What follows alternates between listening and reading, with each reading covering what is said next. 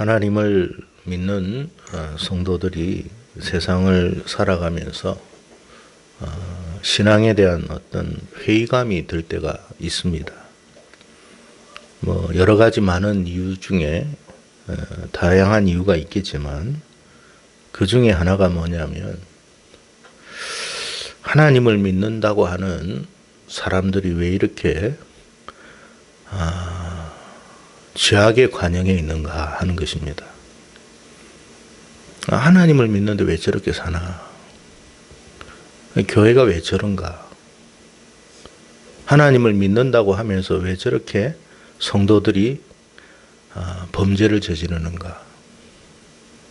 아니, 목회자라는 분이, 장로라는 분이 왜 저런가? 그런 의구심이 들고 회의감이 들 때가 있습니다. 그러다 보니 하나님이 정말 살아계시는가? 하나님이 살아계신데 어떻게 이런 일이 일어날 수 있는가?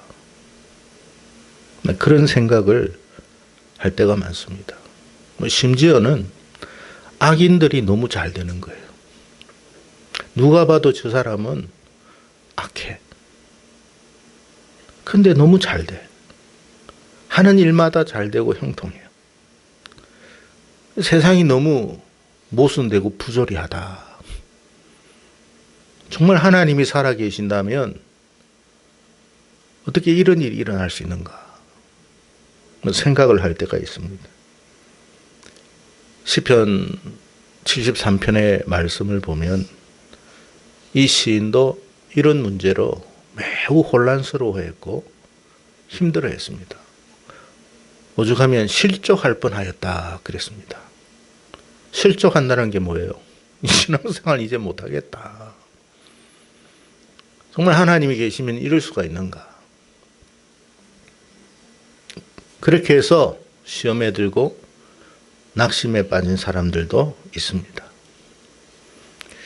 오늘 우리가 살핀 이 하박국서도 여러분이 성경을 읽어야 하는 이유도 뭐냐면 이 하박국서의 하박국 선지자가 그런 고민 속에서 하나님께 기도를 했던 거예요.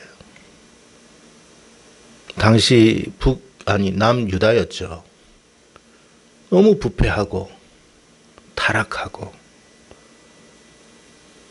권력이 있는 사람은 약한 사람을 억압하고 착취하고 빼앗고 그런데 그들은 잘 되고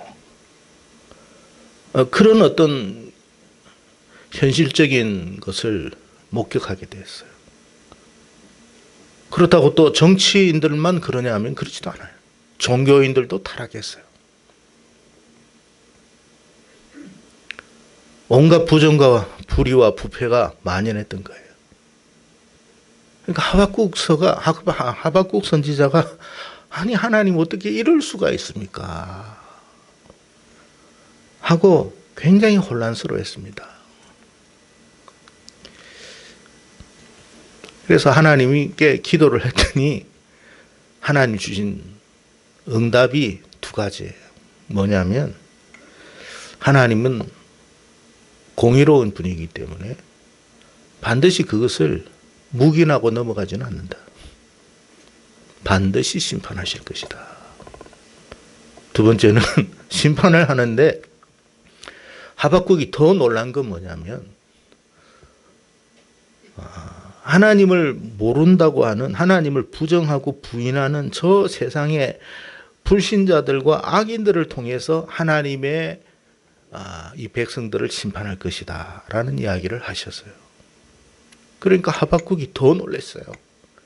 아니 하나님 이 남유다를 심판하시는 것은 내가 이해가 되겠는데 어떻게 더 저 세상의 악인들을 통해서 하나님의 백성들을 심판할 수 있습니까? 그런 어떤 굉장한 어떤 의문과 회의가 들어서 기도를 했습니다. 그리고 하나님 거기에 대한 답을 또 주셨어요. 여러분, 우리가 살아가는 지금의 시대도 똑같습니다. 이런 상황 속에서 우리가 성경을 왜 읽어야 되느냐 하면 지금의 이 모습은 지금의 모습만 아니에요. 과거에도 이미도 있었던 모습들이었다. 그리고 그 과거에 하나님이 어떻게 했는가를 보라는 거예요. 하나님이 주신 하박국에서 가장 핵심적인 구절이 뭐냐? 오늘 말씀. 의인은 믿음으로 말미암아 살 것이다. 이 말씀이 뭐냐? 그 말이에요. 믿음으로 산다는, 우리가 믿음으로 구원받아, 믿음으로 살아, 믿음으로 구원받는다는 이 말이 도대체 무슨 말이냐 말이에요. 로마서에서 바울이 이 말씀을 그대로 인용했고 히브리서에서도 히브리 기자가 이 말씀을 똑같이 인용했어요. 믿음으로 말미암아 산다는 게 뭘까요, 여러분? 먼저 우리가 하박국서 오늘 1장 2절 3절 말씀부터 한번 읽어보겠습니다. 시작.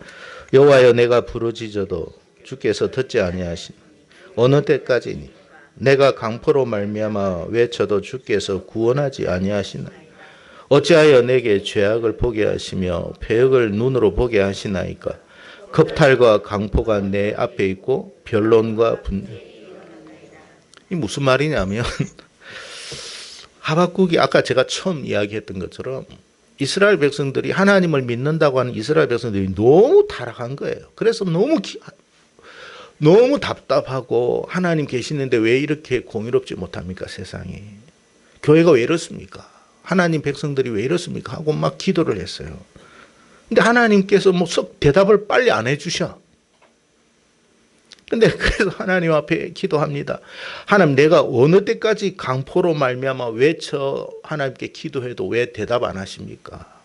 언제까지 내가 내 눈으로 이 패역을 눈으로 봐야 합니까? 언제까지 겁탈과 강포가 내 앞에 있습니까? 그러니까 하나님을 믿는다고 하는 사람들 안에서 겁탈이 일어나고, 겁탈이 뭐예요? 강간. 교회 안에서 강간.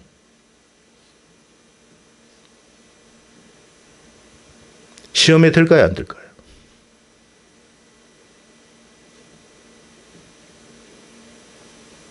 또 남의 것을 빼앗는 것. 강포.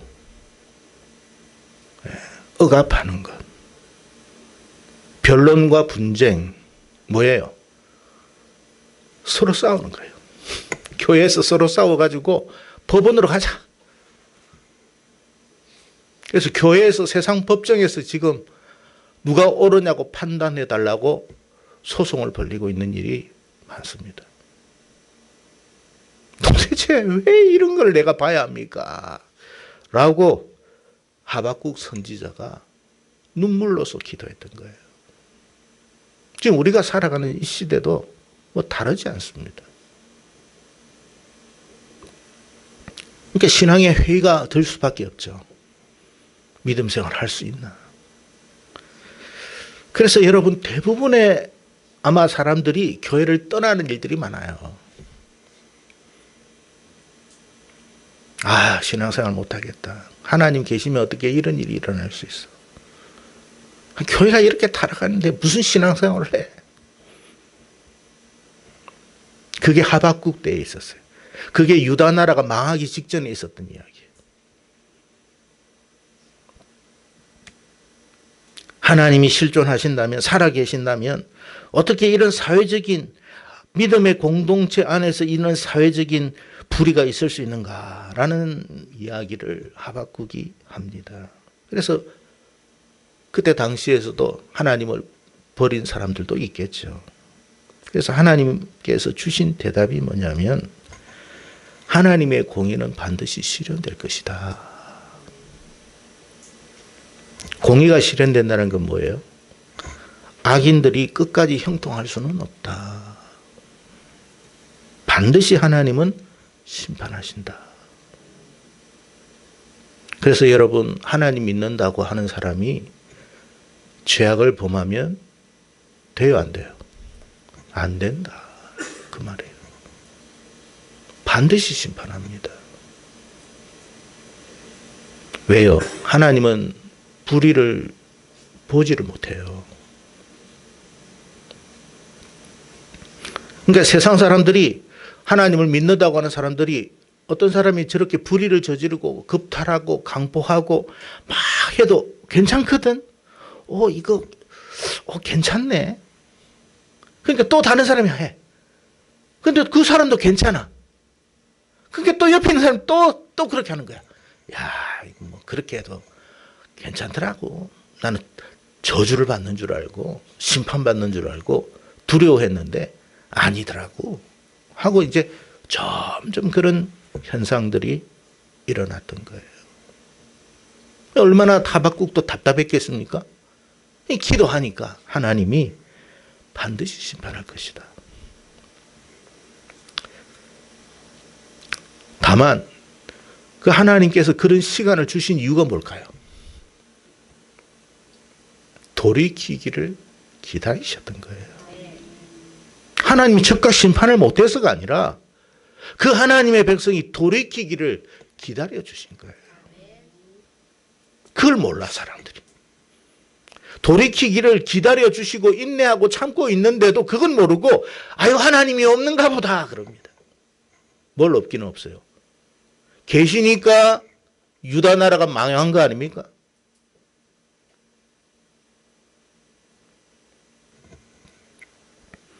두 번째는 뭐냐면 누가 진짜 하나님의 참 백성인지 아닌지를 가려내기 위해서 그런 거예요. 하나님의 참 백성들은 어때요? 이런 불의한 가운데에서도 편성할까요? 안 합니다. 못 합니다. 그 안에 하나님이 계시기 때문에. 하나님이 참고 기다립니다. 그러면서 진짜 알곡과 가라지가 누군지를 드러나게 하시는 거예요. 같은 교회 안에 있으니까 전부 다 알곡인 줄 알아요. 그래서 천사들도 이제 우리가 마태복음 13장에 보면 비유가 나오지 않습니까? 아니 밭에 다 씨앗을 뿌렸는데 어떻게 이 가라지가 납니까? 우리가 이 가라지를 다 뽑을까요? 놔둬라. 추수 때까지 놔둬라. 그래서 진짜 누가 알곡인지 가라지인지를 확실히 드러나도록 내버려 두십니다. 그리고 추수 때가 되면 심판하신다. 마태복음 13장 30절에 둘 다 추수 때까지 함께 자라게 두라. 추수 때에 내가 추수꾼들에게 말하기를 가라지는 먼저 거두어 불사르게 단으로 묶고 곡식은 모아 내 곡간에 넣으라 하리라. 그러니까 여러분 교회 안에서 이런저런 일들로 죄악을 범해도 괜찮다 생각하지 마세요. 하나님은 지금 지켜보고 있을 뿐이에요. 다만 하나님은 이런 상황 속에서도 의인은 믿음으로 산다라는 그 믿음으로 살아가야 돼요. 아니야. 세상이 다 불의해도 하나님이 이 원치 않아. 난 그렇게 살지 못해. 그래서 의인은 믿음으로 산다는 거예요. 하나님은 계시지 않아. 하나님이 계신데 어떻게 이런 세상에 이런 일들이 일어나? 어떻게 불공정하고 불평등한 일이 일어날 수 있어? 회감이 들어요. 그런데도 어때요? 참된 하나님의 사람은 믿음으로 살아요. 하나님은 살아계셔. 하나님이 반드시 공의롭게 하실 거야. 그게 의인은 믿음으로 산다는 뜻이에요. 아유, 나 교회 안 나와. 교회 욕이나 하고 누구 욕이나 하고 그렇게 안 살아요. 이런 교회 속에서도 하나님이 살아계셔. 이런 현실 속에서도 하나님은 여전히 살아계셔. 세상 모든 사람들이 하나님이 없다고 해도 아니야, 하나님은 살아계셔. 그 사람들을 하나님이 곳간에 넣을 것이다. 그 이야기예요. 그게 의인은 믿음으로 산다는 뜻이에요.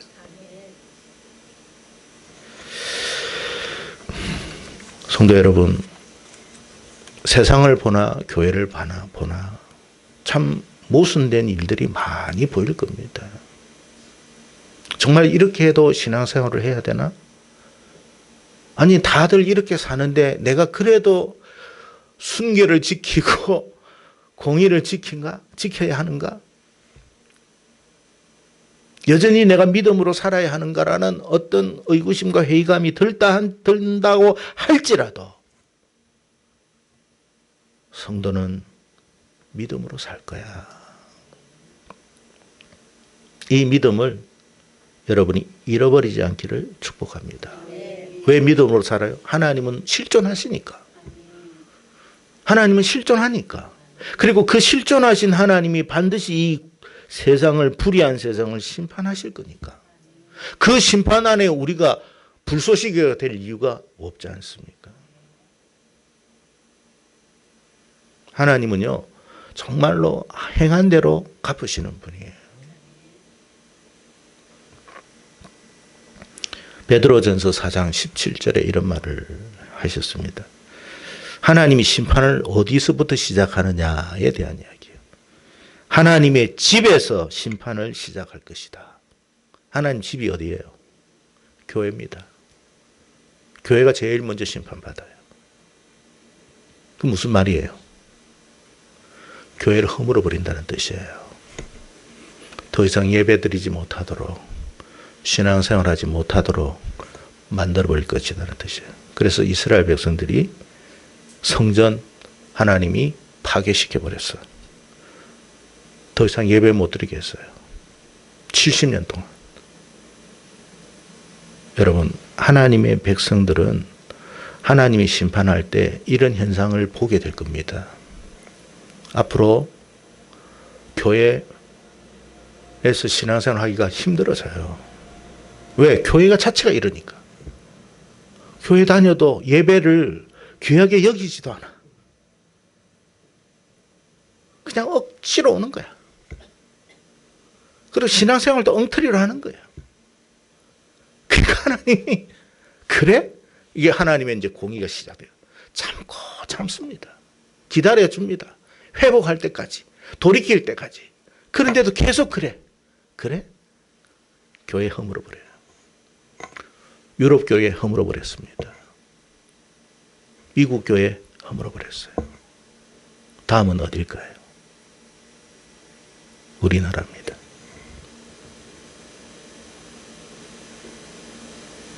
우리가 정말 하나님의 살아계심을 믿고 이 불의하고 불공정한 세상 속에서도 하나님의 공의로움을 믿고 신실하게 하나님을 의지하면서 믿음 생활하면 이런 일은 안 일어나요. 똑같이 죄악 범하고 엉터리 신앙생활하고 예수 믿는 사람이나 안 믿는 사람에 별 차이도 없고 예배를 드려도 별로 감동도 없어요. 언제 예배 마치나. 예배 한번 참석합시다 해도 막 죽을 지경이야. 마치 소가 도살장으로 끌려오는 것처럼. 하나님이 보고 계시는 거예요. 그렇게 이 자리에 나오기가 싫으냐. 기다리고 참고 참습니다. 나중에는 하나님이 심판해 버립니다. 교회 허물어 버려요. 그거 반드시 일어납니다. 이스라엘 백성들이 70년 동안 제사 한 번 드리지 못했어요. 하나님 앞에 나와 예배 드리지 못하고 기도도 못했어요. 뭐 기도는 했겠죠. 개인적으로는. 예배 생활 네가 원하는 대로 하지 마. 그렇게 엉터리같이 신앙생활 할 거 하지 마. 한두 주 예배 안 드리니까 너무 좋아. 한 1년 안 드리니까 뭐 그래도 나쁘지 않아. 계속 그래 보십시오. 어떤 일이 일어나는지. 하나님의 백성들은 견디지를 못해요. 너무너무 괴롭고 고통스러워요. 그리고 이제 생각하게 되죠. 내가 하나님 앞에 예배 드릴 때가 너무 좋았는데. 내가 하나님 앞에 가까이 가서 찬양 드릴 때가 너무 좋았는데. 우리가 신앙생활 함께 하면서 성도들이 모여서 함께 즐겁게 서로 이야기 나눌 때가 너무 좋았는데. 거기에 대한 괴로움과 고통 속에서 살아갑니다. 그걸 겪게 해요.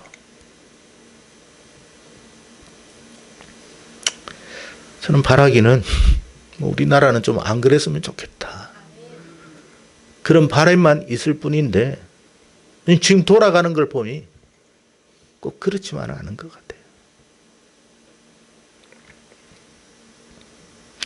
하나님의 집에서 심판을 시작할 때가 되었나니 만일 우리에게 먼저 하면 하나님의 복음을 순종하지 아니하는 자들의 그 마지막은 어떠하겠느냐 질문합니다. 여러분, 다윗이 하나님 보시기에 얼마나 하나님 마음에 합한 사람인지 몰라요. 그래서 성경을 보면 늘 다윗 이야기합니다. 그랬던 그 다윗도 범죄하니까 어때요? 하나님이 가차없이 징계하십니다. 여러분, 하나님을 믿는 사람이 잘못된 어떤 태도를 취하고 삶의 길을 걸어가면 하나님이 묵인하지 않습니다. 반드시 징계하십니다.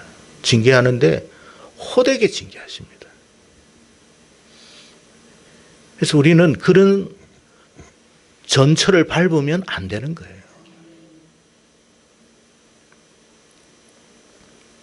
야곱이 어떤 수단과 방법을 안 동원해 가지고 형 그 에서의 장자의 명분 하나 빼앗아 갔는데 방법이 너무 안 좋았어요.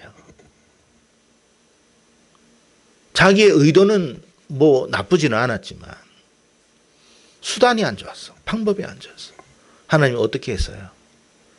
20년 동안 노예 생활하게 했어요. 자기보다 더한 사람 만나게 해버렸어요. 그게 하나님의 공이에요. 그래서 여러분 신앙생활 할 때 우리가 하나님의 살아계심을 항상 기억하고 세상 많은 사람들이 넓은 길로 가고 죄악된 길로 간다 할지라도 우리는 그 길로 가면 안 됩니다. 장로들도 다 사기치던데요, 가면 안 돼요. 그 길은 망하는 길입니다. 하나님이 단지 오래 참고 있을 뿐이에요. 그 영혼도 돌아오기를 기다리고 있을 뿐이에요. 그러나 영원히 참지는 않아요. 때가 되면 심판하십니다. 그게 하나님의 공이다. 두 번째는 그런데 하나님의 이 죄악된 백성들이 심판을 받는 건 좋은데 왜 불신자들을 통해서 하나님이 심판합니까? 그래서 여러분, 하나님의 백성들이 이렇게 막 죄악을 범하고 교회가 타락하고 하면요, 하나님이 저 불신자들을 통해 가지고 멸시받게 해버려요. 교회 문 닫게 만들어 버립니다.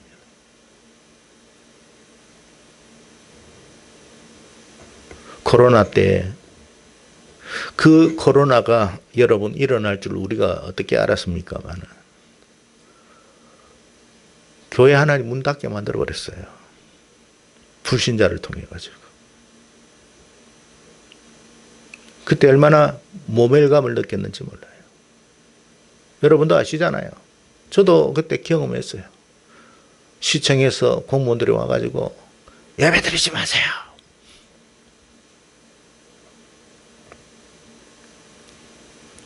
여러분, 직장은 다니는데 직장에서는 모여서 같이 이렇게 일을 해도 괜찮고 교회에서는 몇 명 모이면 안 돼. 무슨 그런 전염병이 있어요. 식당에서는 여러분, 식당 들어가기 전까지는 마스크 써. 식당 들어오고 나가가지고는 밥을 다 벗어. 그리고 다 같이 먹어. 교회에서는 밥 먹으면 안 돼. 왜 그렇게 했을까요? 하나님 살아계신데. 우리가 범죄해서 그런 거예요. 근데 그거는 지금 아직 본 게임이 들어간 것도 아니야. 맛배기 보여준 거예요. 신문에 보니까, 영상에 보니까 대형교회 몇천 명 모이는, 몇만 명 모이는 교회에서 듬성듬성 앉아서 예배드려요.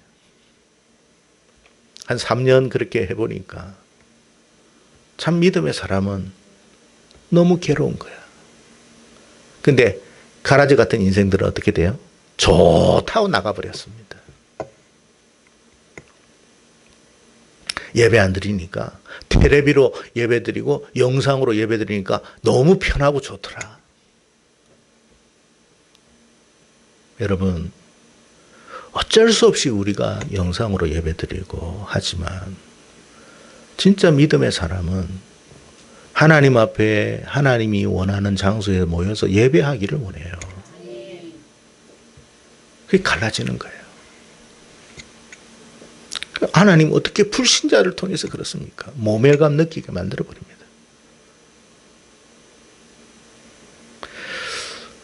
범죄한 이스라엘, 아수르를 통해 가지고 다 노예로 만들어버렸어요. 남유다 사람들 그렇게 하나님 앞에 예배드리기 싫어하니까 바벨론을 통해 가지고 성전 허물어버리고 다 포로로 끌어갔어요. 악한 사람들을 통해 가지고 짓밟히게 만들어버렸습니다. 그게 하나님의 심판이에요. 여러분, 우리가 하나님 앞에 온전한 믿음 생활하면요, 세상의 불신자들에게 모멸감 느끼지 않도록 막아주십니다.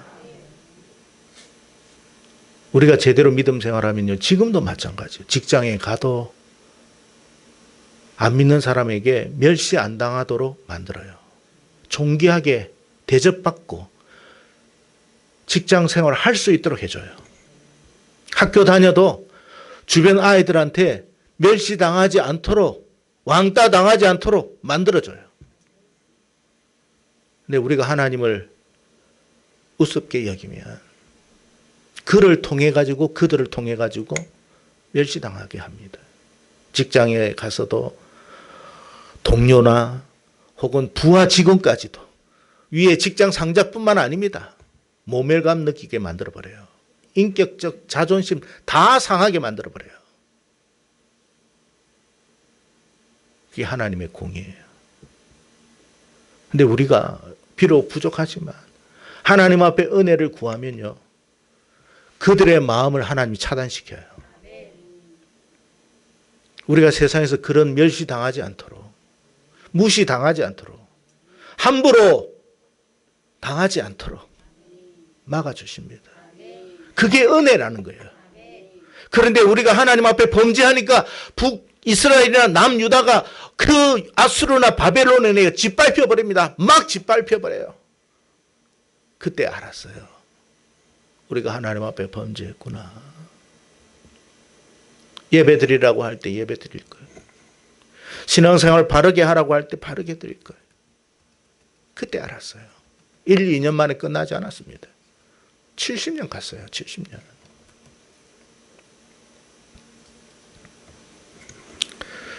잠언 기자가 잠언 16장 4절에 이런 말을 했습니다. 여호와께서 온갖 것을 그 쓰임에 적당하게 지으셨나니 악인도 악한 날에 적당하게 하셨느니라. 악인을 왜 두시느냐? 악한 날에 쓰기 위해서 놔뒀다.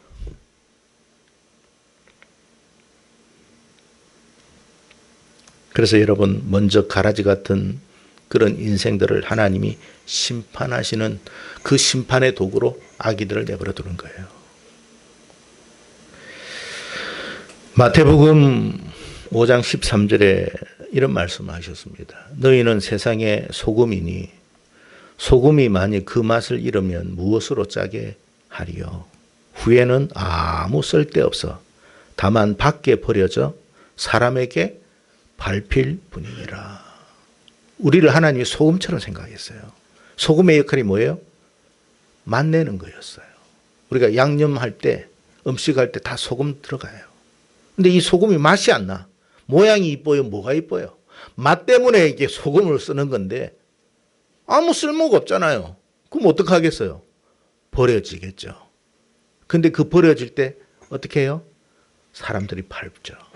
하나님이 우리를 소금처럼 귀하게 쓰십니다. 옛날에 소금이라고 그랬어요. 소금이 뭐예요? 작은 금이라는 것에서 소금이에요. 옛날에는 이것이 돈이었어요. 너무 귀하니까. 그래서 유럽의 사람들은 다 여러분 음식이 짜요. 왜 짠 줄 아세요? 부자들은 소금을 많이 쓴다는 것을 과시하기 위해서 짠 거예요. 나는 그만큼 돈 많아. 그 말이에요. 그게 소금, 작은 금이라는 거예요. 근데 이게 쓸모가 없어. 아무 모양도 없고 아무 맛도 없는데 이건 왜 씁니까? 버리지. 하나님 안에 우리가 하나님의 손에 있을 때 존귀한 거예요. 하나님이 우리를 존귀하게 세상 사람들이 함부로 하지 못하도록 하나님의 손 안에 두신 거예요. 멸시당하지 않고 외면당하지 않고 무시당하지 않도록 하나님이 우리를 귀하게 꼭 필요한 데 쓰시는 거예요. 근데 쓸모가 없어. 뭘 놔두겠습니까? 버리지. 버리는 순간 어떻게 해요? 사람들에게 너는 밟힐 것이다.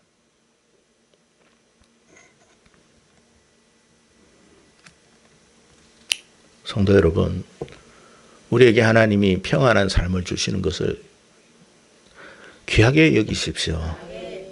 평안이 그냥 오는 게 아니에요. 하나님이 평안하게 하시니까 평안한 거예요. 그러지 않으면 우리는 사람들에게 밟힐 수 있는 존재예요. 특별하지 않잖아요. 모양이 특별합니까? 색깔이 특별합니까? 뭐가 특별해요? 다만 소금이라고 하는 그거 하나 때문에 하나님이 우리를 쓰시는 거예요. 하나님의 손 안에 있는 것이 복된 거예요. 그래서 하나님이 남유다 백성을 바벨론에 던져버렸어요. 그랬더니 시편 137편에 이렇게 말합니다. 우리가 바벨론의 여러 강변에 거기에 앉아서 시온을 기억하며 울었도다. 그 중에 버드나무에 우리가 우리의 수금을 걸었나니. 여러분 버드나무 알잖아요. 우리나라 옛날에도 이게 내과에는 버드나무가 나무 중 나무는 다 위로 올라가는데 버드나무는 쭉 쳐졌어요. 왜? 자기의 심정이 그런 거예요.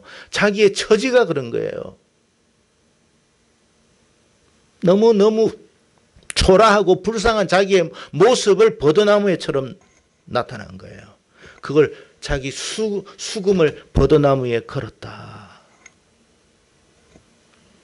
이는 우리를 사로잡은 자가 거기서 말하기를 야, 너 하나님 앞에 찬양했지? 한번 찬양 한번 해봐. 그 찬양 한번 들어보자. 모멸감을 느끼죠. 우리가 찬양하는 게 무슨 노래 잘하려고 노래 자랑하기 위해서 찬양하는 게 아니잖아요. 하나님을 찬양하기 위해서 찬양한 건데 이제 그 사람들은 이제 뭐 찬양에 하나님이 계신지 안 계신지 모르니까 노래 한번 해봐. 그래서 울었다 그랬어요. 그걸 70년 동안 경험하게 했어요.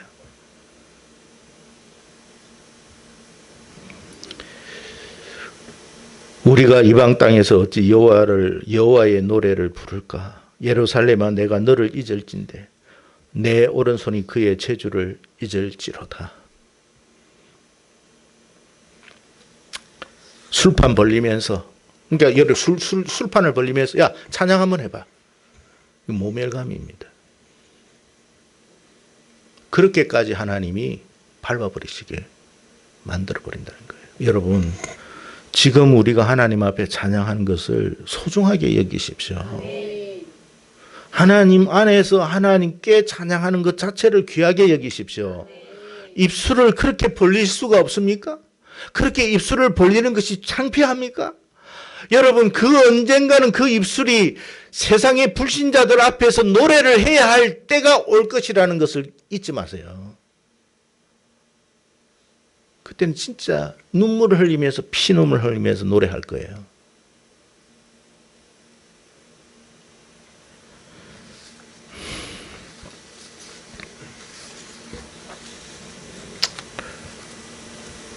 그래서 여러분 우리가 하나님 앞에 범죄하면 하나님의 백성들이 있는 모든 걸 다 갖고 갑니다.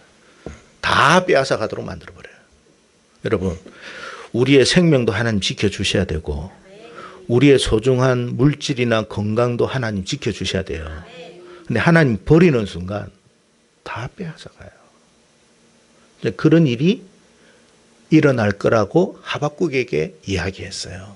하박국아 남유다에 그런 일이 일어날 것이다 말을 했어요. 그러니까 하박국이 오늘 3장, 하박국 3장 16절에서 19절 같이 한번 읽어보겠습니다. 16절에서 19절입니다. 같이 한번 읽겠습니다. 3장입니다. 읽겠습니다. 시작. 내가 들었으므로 내 창자가 흔들렸고 그 목소리로 말미암아 내 입술이 떨렸도다.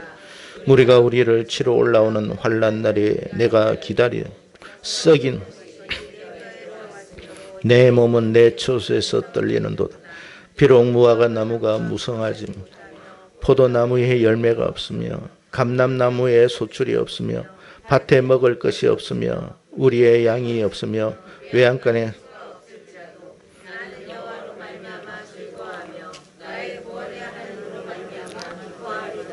주 여호와는 나의 힘이시라. 나의 발을 사슴과 같게 하사 나를 나의 높은 곳으로 다니게 하시리로다. 무슨 말이냐 하면 하나님의 이 계획은 바뀔 수가 없어요.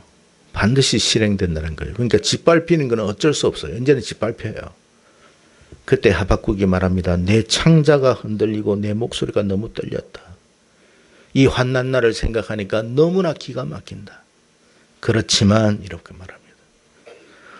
이 사람들이 다 바빌론 사람들이 침략해 와가지고 우리의 농가 밭을 다 황무지로 만들고 황폐하게 만들어도 내 안에 있는 우리 안에 있는 소와 양들을 다 빼앗아가도 나는 오직 여호와 하나님만으로 절구할 것입니다. 다 잃어도 하나님 포기하지 않을 것입니다. 그게 의인은 믿음으로 말미암아 산다는 뜻이에요.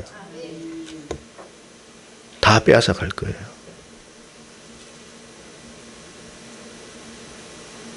그래도 믿음으로 살 수 있습니까?